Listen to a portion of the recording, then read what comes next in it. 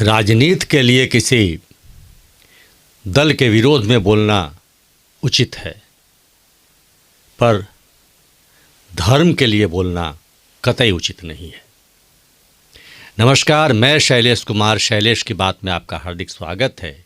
और महाकुंभ की तैयारियां जोरों पर है और आज हम उसी पर विशेष चर्चा लेकर आए हैं।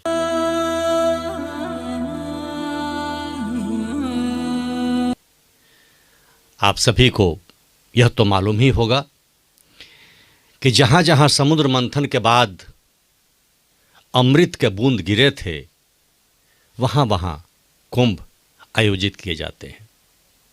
ग्रह, नक्षत्र, योग, समय के अनुसार यह विभिन्न जगहों पर भारतवर्ष में इसका आयोजन होता है, लेकिन गंगा, जमुना और सरस्वती के संगम यानी प्रयाग में यह विशेष अवसर 12 वर्षों के बाद आता है। अर्धकुंभ भी होता है, लेकिन 2013 के बाद 12 वर्षों के बाद महाकुंभ 2025 में प्रयाग की धरती पर है और सारे विश्व का ध्यान अभी प्रयाग पर है। लेकिन जब सारे विश्व का ध्यान प्रयाग पर है, तब कुछ तथाकथित दल के नेता जो अपने को सेकुलर कहते हैं, वह अपनी राजनीति चमकाने के लिए इस विशेष महाकुंभ पर भी कुछ बोलने से बाज नहीं आते।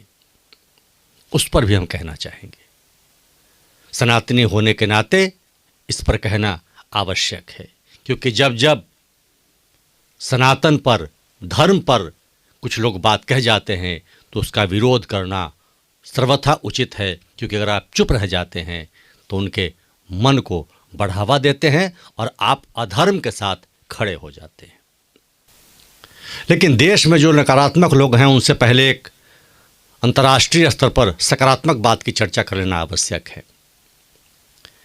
एप्पल के को फाउंडर जॉर्ज स्टीव, जिनकी पत्नी लॉरेन पावेल महाकुंभ में कल्पवास करेगी, और यह हमारे लिए बहुत ही सुखदायक है।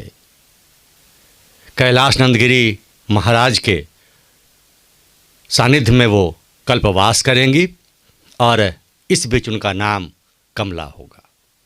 और ऐसा भी नहीं है कि वह कमला बनकर धर्म परिवर्तन करेगी, वह सनातन धर्म को समझेगी। कल्पवास क्या होता है, और इसका तात्पर्य यह है कि अंतर्राष्ट्रीय स्तर पर सनातन के प्रति जो लगाव है वह आकर्षित कर रहा है। सनातन की सत्यता को लोग जानने लगे हैं। तो जहां एक ओर अंतर्राष्ट्रीय स्तर पर सनातन संस्कृति को अपनाया जा रहा है, उसे तवज्जो दिया जा रहा है, वहीं भारत में कुछ लोग अपनी राजनीति की रोटियां सेकने के लिए कुंभ पर भी कुछ न कुछ बोल जाते हैं। और सच कहें तो यह सनातन का अपमान है। अपमानित ही तो है, और क्या है। राजनीति के लिए बहुत समय है। महाकुंभ लग रहा है, सब लोगों को उसमें भागीदार होना चाहिए, क्योंकि यह हिंदू धर्म का प्रतीक है, यह भारत का प्रतीक है। अब उत्तर प्रदेश के पूर्व मुख्यमंत्री अखिलेश यादव जी ने एक बयान दिया और उन्होंने कहा कि इसमें निमंत्रण की आवश्यकता क्या है, कि आइए और पुण्य कमाइए, आइए और पुण्य कमाइए, जिसे जाना होगा वह स्वयं जाएगा। कुछ लोग गंगा स्नान इसलिए करने जाते हैं पुण्य के लिए, कुछ दान के लिए जाते हैं, और कुछ लोग जो पाप करते हैं अपने पाप धोने जाते हैं। और बाद में उन्होंने कहा कि कुछ लोग पुण्य कमाने जाते हैं, कुछ लोग दान देने जाते हैं, और कुछ लोग पाप धोने जाते हैं। 2013 में जब आप मुख्यमंत्री थे और जिसमें 42 लोग वो व्यवस्था के कारण मारे गए थे, मृत्यु हुई थी, उस समय क्या आपने इन पंक्तियों को कहा था कि कुछ लोग पाप धोने जाते हैं, आइए इसमें पाप धोइए? उस समय भी आपके होर्डिंग लगे थे और आपने कहा था महाकुंभ में आइए।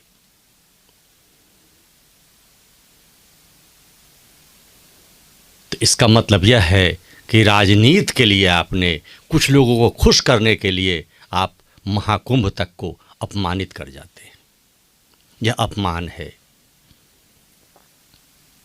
यह सनातन संस्कृति का धोतक है, यह विश्व के पटल पर दिखाने का समय है कि सनातन क्या है और भारतवर्ष क्या है। उसमें किंतु परंतु लगाकर उसे अपमानित करने का प्रयास कतई नहीं करें।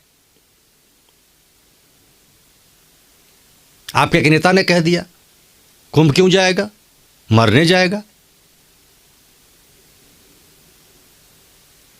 यानी कि आपकी पार्टी, आपके लोग इसे अपमानित करना चाहते हैं।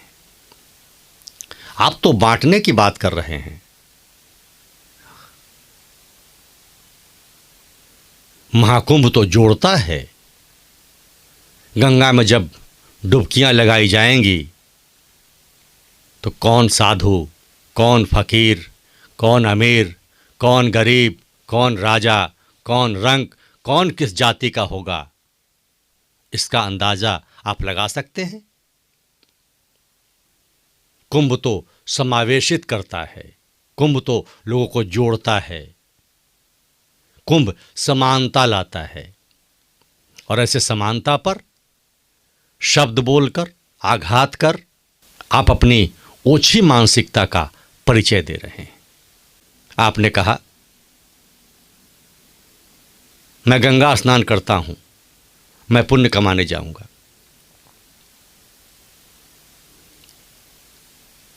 एक वर्ष पूरे हो गए अयोध्या में राम मंदिर के। एक वर्ष में आपको समय मिला, आपने कहा था कि मैं राम मंदिर जाऊंगा, और यहां तक कि फैज़ाबाद, जिसे अयोध्या की लोकसभा सीट कहते हैं, वहां के सांसद भी एक बार रामलला के दर्शन के लिए नहीं गए। कम से कम दर्शन के लिए न जाते, अयोध्या की व्यवस्था देखने के लिए जाना ही चाहिए था, क्योंकि वहां के वो सांसद थे और जिन्हें आप एक पोस्टर बॉय की तरह अयोध्या के राजा कहकर अवधेश प्रसाद को हर जगह दिखाने का प्रयास करते हैं।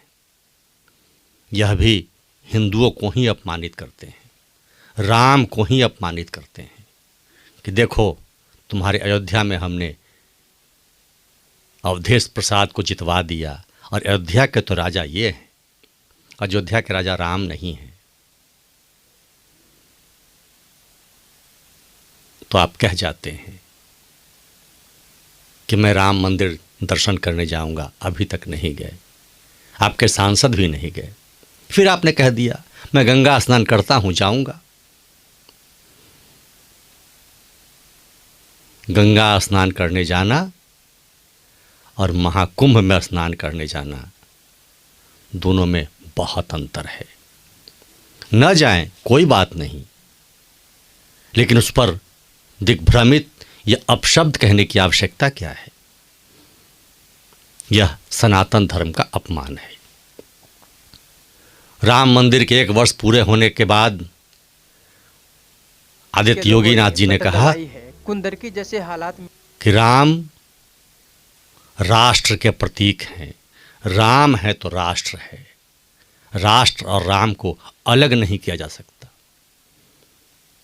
उसी राम मंदिर के दर्शन के लिए लोग, हजारों और लाखों लोग लगातार दर्शन कर रहे हैं, लेकिन वहाँ के सांसद उसकी व्यवस्था देखने आज तक नहीं गए। यह क्या दर्शाता है? यह दर्शाता है कि आप वहाँ जाएंगे, इससे किसी विशेष वर्ग को ठेस पहुँचेगी और वह आपसे दूर होगा।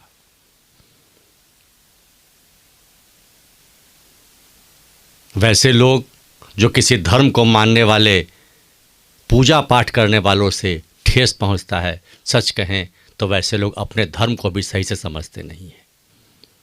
लेकिन उससे भी गलत वह है जो किसी के ठेस पहुंचने के कारण, किसी के वोट न प्राप्त होने के कारण अपने धर्म को, अपने मर्यादा पुरुषोत्तम को दर्शन करने न जाए, उसका बहिष्कार कर दे। यह उससे भी निचले स्तर का व्यक्तित्व दर्शाता है। लेकिन अपने धर्म के प्रति लज्जा किस बात की, शर्म किस बात की? तो एक बार सोचिएगा, जो सांसद जहां से जीता हो, पूरा विश्व जहां आ रहा हो, वह सांसद उस जगह पर गया नहीं आज तक। अखिलेश जी, इसको भी ध्यान रखिएगा, सनातनी सब देख रहे हैं। आप भी कहते महाकुंभ हो रहा है, आइए हम सब मिलकर सनातन धर्म को आगे बढ़ाते हैं।